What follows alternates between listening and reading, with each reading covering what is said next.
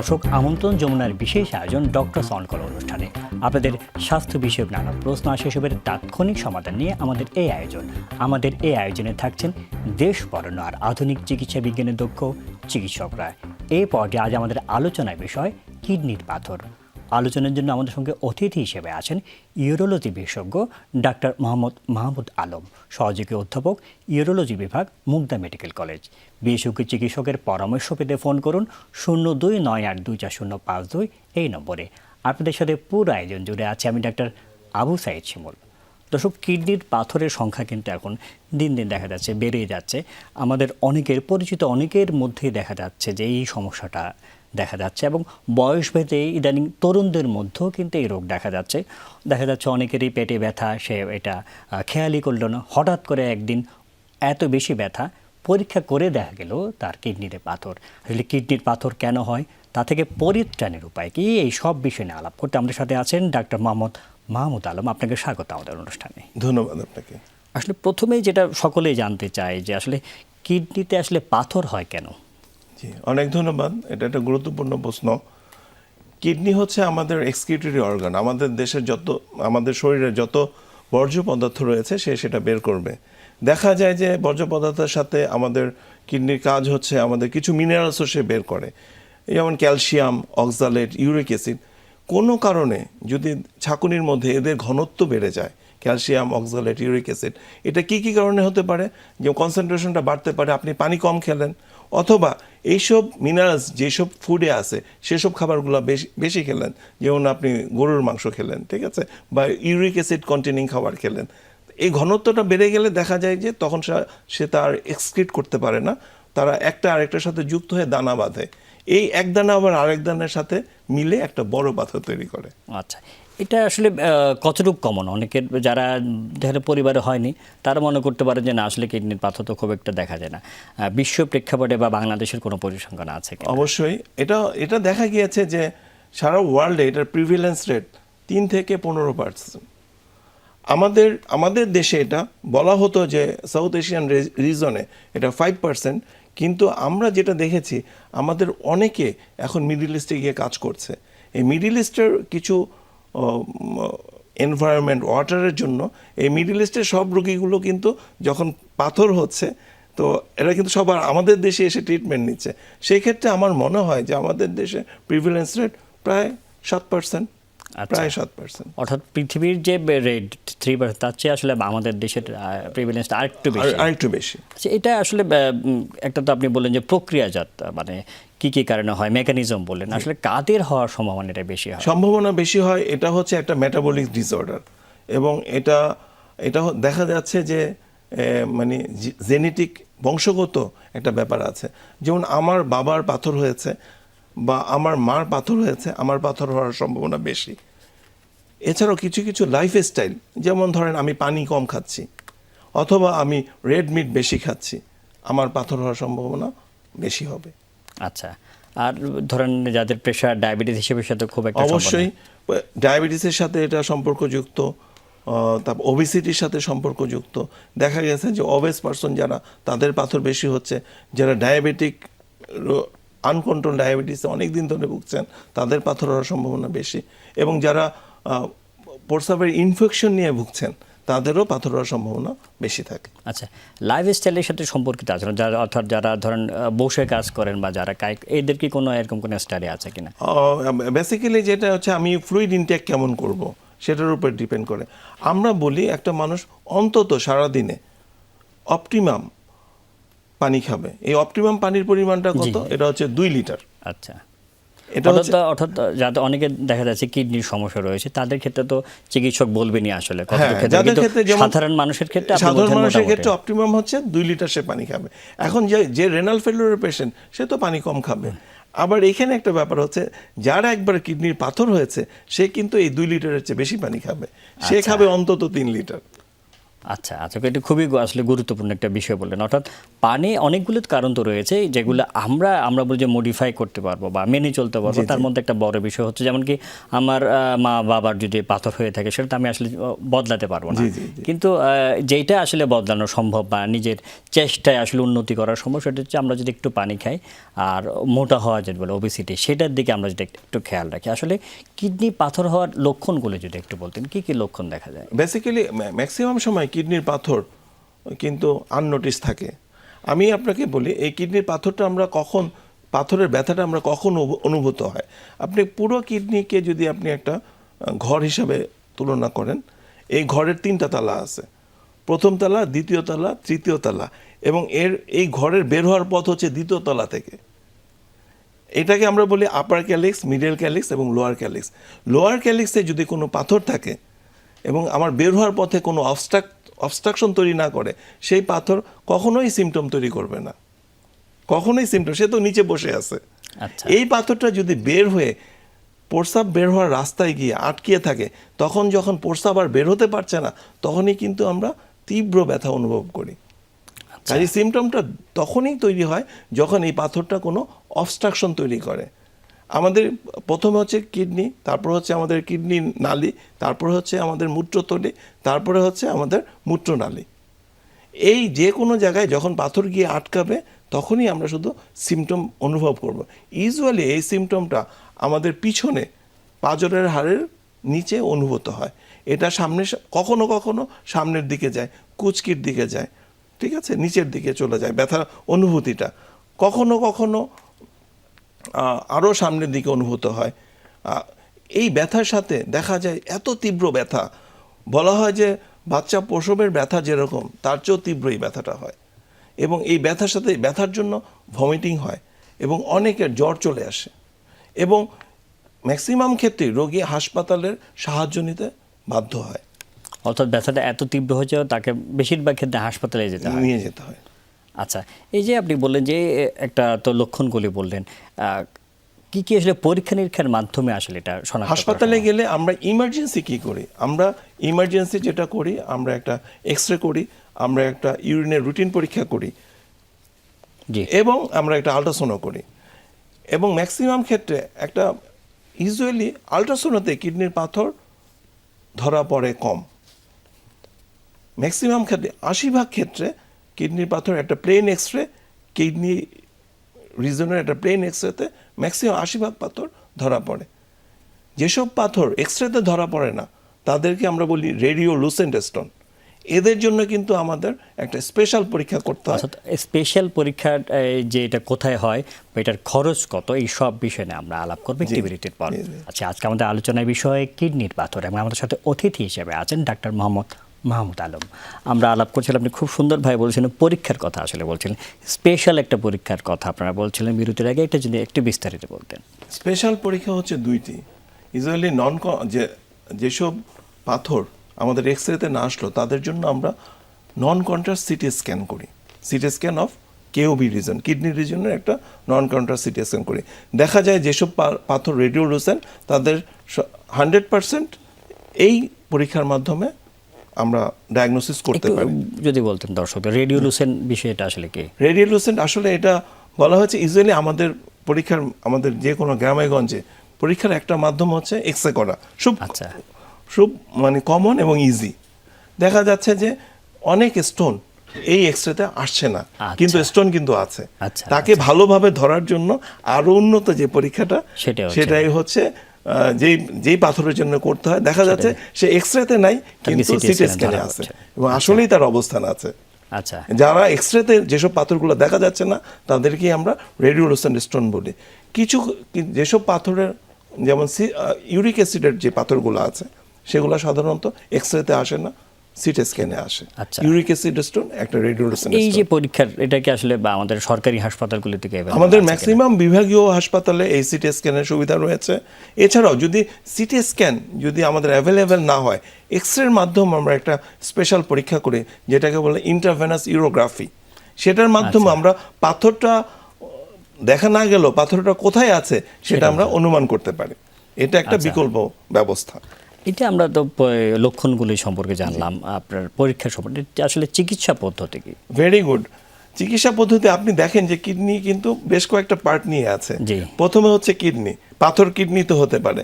এই পাথর এরপরে কি করে মাইগ্রেট করে, এই পাথর মাইগ্রেট করে কোথায় যায়, কিডনি নালিতে যায়। নালিকে আমরা বলি ইউরেটার। পাথর কিডনিতে থাকতে পারে, ইউরেটারে থাকতে পারে, এরপরে পাথর কোথায় যাবে, মূত্রথলিতে যেতে পারে, পাথর মূত্রথলিতেও যেতে পারে। এই যে 3 জায়গার পাথর, 3 জায়গার পাথরের জন্য 3 ভাবে আমরা চিকিৎসা করি। আচ্ছা, তো প্রথম কথা হচ্ছে যে কিছু কিছু পাথর আছে, ওই যে আমি আপনাকে বললাম, যে পেশেন্টটা একদম তীব্র ব্যথা নিয়ে হাসপাতালে গেল, কিন্তু আমরা আইভিউ করে দেখলাম পাথরটা একেবারেই ছোট, সে কোনো কারণে এখন আটকে আছে, এর জন্য কিন্তু আমরা অপারেশন সাজেস্ট করি না। এর জন্য আমরা একটা বিশেষ ট্রিটমেন্ট আছে যেটাকে বলি স্টোন এক্সপালসিভ থেরাপি। কিছু ওষুধের মাধ্যমে যাতে পাথরটা বের হয়ে যায় সেই ব্যবস্থা আমরা করার চেষ্টা করি। এই ক্ষেত্রে পাথরের সাইজটা একটা জি, এটা ইম্পর্টেন্ট আমি ব্যাপার। বলতে যাচ্ছিলাম, আসলে পাথরের সাইজটা কেমন? Very good. আপনি দেখেন যে কিডনির যে নালী, যেটাকে ইউরেটার বলা হয়, তার লুমেনের ডায়ামিটার হচ্ছে 6 মিলিমিটার। কাজেই 6 মিলিমিটারের নিচের যে কোনো পাথরেই ওই লুমেন দিয়ে বের হতে অর্থাৎ পারবে। এই যে চারদিকে যে যে ব্যাস বলছি, জি, জি, জি, জি। সেটার আসলে যদি বড় হয় তাহলে তো আর বের হওয়ার তাহলে আর সম্ভাবনা বের হওয়ার কোনো নেই। কিন্তু সম্ভাবনা ছোট নেই। থাকলে আপনারা বললেন যে বের হতে পারে। অবশ্যই। এখন যার আমার লুমেন হচ্ছে 6 মিলিমিটার, আমি কখনোই 10 মিলিমিটারের যে পাথর যেই রোগীর আছে তাকে কখনোই আশ্বস্ত করব না আমি ওষুধ দিচ্ছি এই পাথর এমনি বের হয়ে যাবে। আচ্ছা, ঠিক আছে। এটা আর কি এখন কোনো আমাদের জায়গায় একটু আপনাকে ইন্টারাপ্ট করছি, এমন জায়গা আছে অমুক জায়গায় যদি থেকে যেটা বের হওয়ার সম্ভাবনা কম, এটা যেটা কিডনি নালী দিয়ে, সেই ক্ষেত্রে আমরা যেটা আমাদের যেটা সাজেশন, যদি আপনার পাথর 5 মিলিমিটার বা তার চেয়ে ছোট হয়, আপনি কিছুদিন ওষুধ খেয়ে দেখেন এটা আপনি যেটা হয় কিনা। ফেলে দেওয়া যায় কিনা, অটোমেটিক এটা পড়ে যায় কিনা, আচ্ছা। এটা আমাদের সাজেশন এই যে থাকে। আমরা একটু এই প্রসঙ্গে হঠাৎ আমার মনে পড়লো, আমরা তরুণ বয়সে শুনতাম প্রায় সময় যে আমরা নতুন নতুন চিকিৎসক হয়েছে আর কি, স্টোন ক্র্যাশ করার যে জি, একটা জি, জি, জি। ছোট করে দেয়, এরকম কোনো আসলে উপায় আছে? বা এখন অবশ্যই আছে? অবশ্যই। সেটা হচ্ছে কি, আমরা যেটা করি এটাকে বলে আসলে ESWL। আচ্ছা। এটা হচ্ছে extra corporeal shock wave lithotripsy. এটা হচ্ছে বাইরের পেশেন্ট একটা বিছানায় শুয়ে থাকে, নিজ দিক থেকে তাকে শক ওয়েভ পাঠানো হয়। শক ওয়েভ পাঠানো হয়, আমার পাথরের সাইজ ধরেন 20 মিলিমিটার। এই শক ওয়েভটা পাথরটাকে এমন টুকরায় ভাঙবে যে 4 মিলিমিটারের নিচের টুকরায় ভেঙে দিবে। তো 4 মিলিমিটারের নিচের টুকরায় যদি ভেঙে দেয় তাহলে ওই পাথরগুলো এমনি এমনি বের হয়ে আসবে। এটাই হচ্ছে এটা এখন জনপ্রিয়তা এই কারণে হারিয়েছে। জি। দেখা যাচ্ছে যে অনেক সময় কিছু পাথর 4 মিলিমিটার বা তার চেয়ে নিচে ছোট করে দিল, কিছু পাথর আটকিয়ে যাচ্ছে। আর মানুষ যেটা হচ্ছে, পেশেন্টরা একটা রোগের জন্য বারবার প্রসিডিউরে যেতে চায় না। এখন কিন্তু আপনি শুনবেন ESWL কিন্তু হ্যাঁ, কম হচ্ছে। সেটাই আমি বলছি, সেজন্যই বলতে চাচ্ছি যে আমরা যখন তরুণ বয়সে অনেক শুনতাম আর কি, কিন্তু এখন অত কিন্তু শোনা যায় না। আর এইটা যদি একটু বলতেন যে এই যে অপারেশন করার যে প্রক্রিয়াটা, একটা তো বললেন যে ছোট, যারা বড় যারা তাদের অপারেশন করার আসলে ভেরি প্রক্রিয়াটা গুড। কি? বড় পাথর আমরা এখানে একটা অবস্থানের উপর ডিপেন্ড করে। যদি আমি আগে আপনাকে বলে রাখি, কিডনির পাথরের চিকিৎসা আমরা সারা বাংলাদেশ ইউরোলজিস্টরা যে স্ট্যান্ডার্ডটা ডেভেলপ করেছে সেটা প্রায় ইউরোপিয়ান স্ট্যান্ডার্ড। ইউরোপে যেরকম চিকিৎসা হচ্ছে, ইউএসএতে যেভাবে চিকিৎসা হচ্ছে, আমরা ঠিক একইভাবে চিকিৎসা করছি। এখন যদি আমরা কিডনির পাথরটা যদি কিডনির মধ্যে থাকে, তাহলে আমরা জাস্ট পিছন দিকে একটা ছিদ্র করে সিআর্ম গাইডেড আমরা ওই পাথরটা বের করে নিয়ে আসি, যেটা যদি আমাদের ভাষায় বলি এটাকে বলে পারকিউটেনিয়াস নেফ্রোলিথোটমি।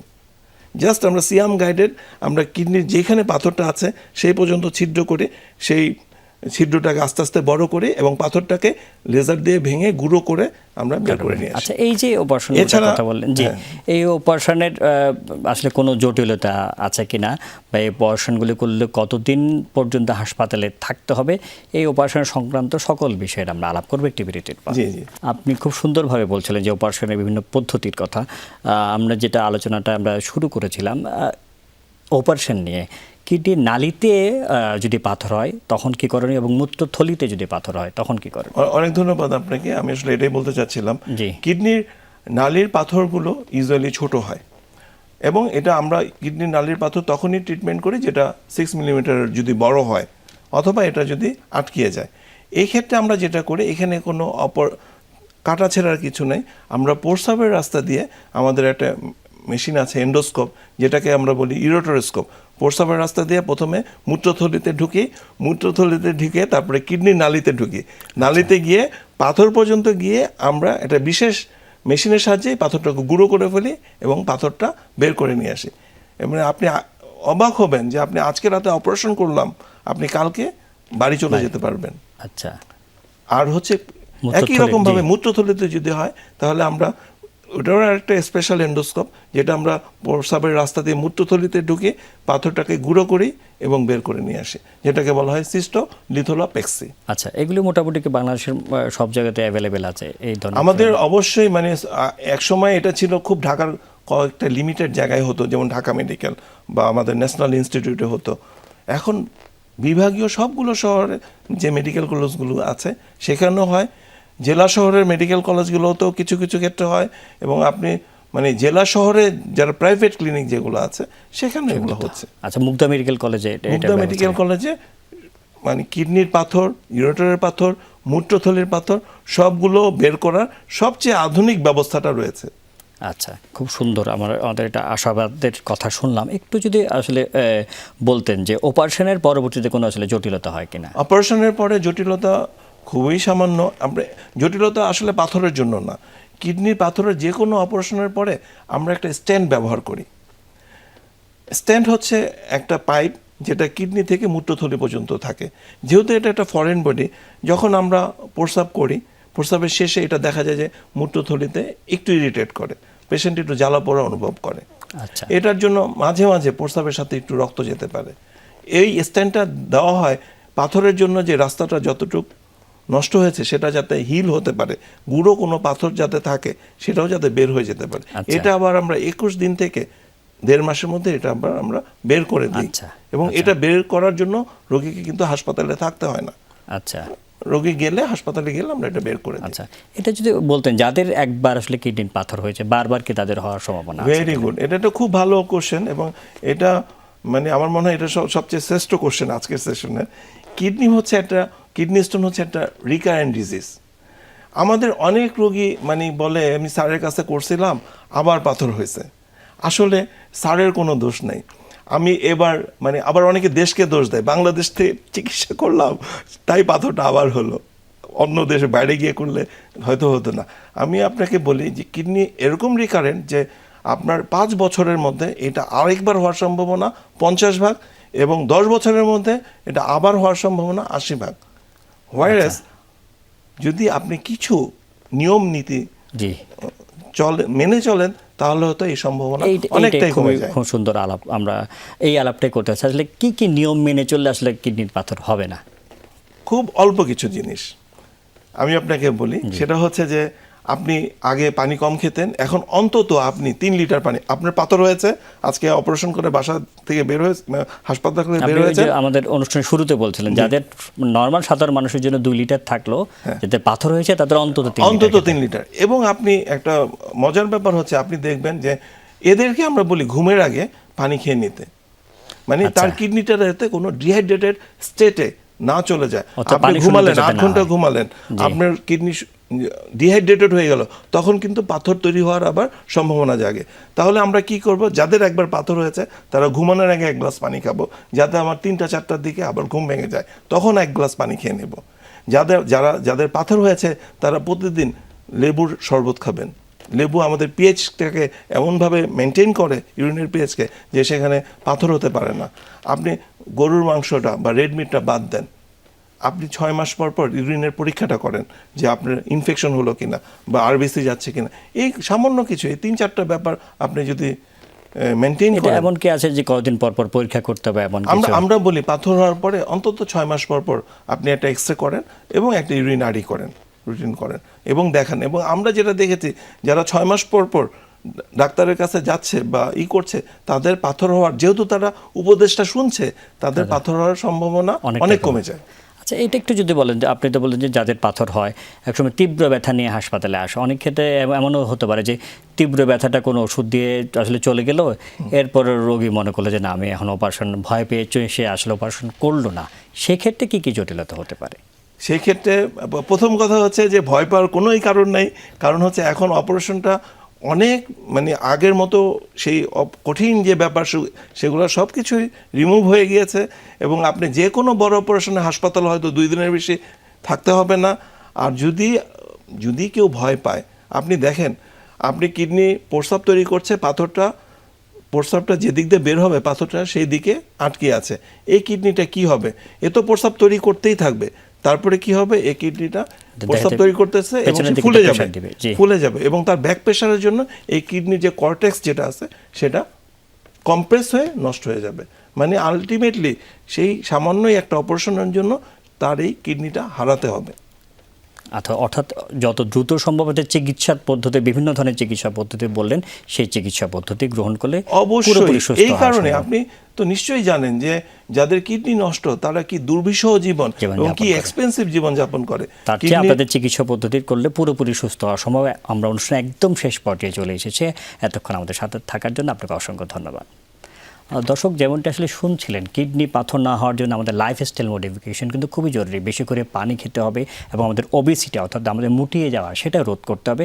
এই নিয়মগুলি যদি মেনে চলি তাহলে দেখা যাচ্ছে কিডনির যে জটিলতা তা থেকে আমরা মুক্ত থাকতে পারবো। এবং কিডনির পাথর হলে এখন আধুনিক সকল চিকিৎসা কিন্তু বাংলাদেশেই সম্ভব। সব ক্ষেত্রেই যে কাটাছাড়া করতে হবে তা না, অবস্থা ভেদে নিয়ম মেনে চললে একদিন দুদিনের মধ্যে কিন্তু পুরো সুস্থ জীবনযাপন করা সম্ভব। এবং তার পরবর্তীতে যে নিয়মগুলো সেগুলো যদি একটু মেনে চলে দেখা যাচ্ছে যে আমাদের জটিলতা এড়ানো সম্ভব। কিডনির সমস্যা সহ যে কোনো সমস্যা থেকে আমরা মুক্ত থাকি। এই কারণে আজকের মতো বিদায় নিচ্ছি। আল্লাহ হাফেজ।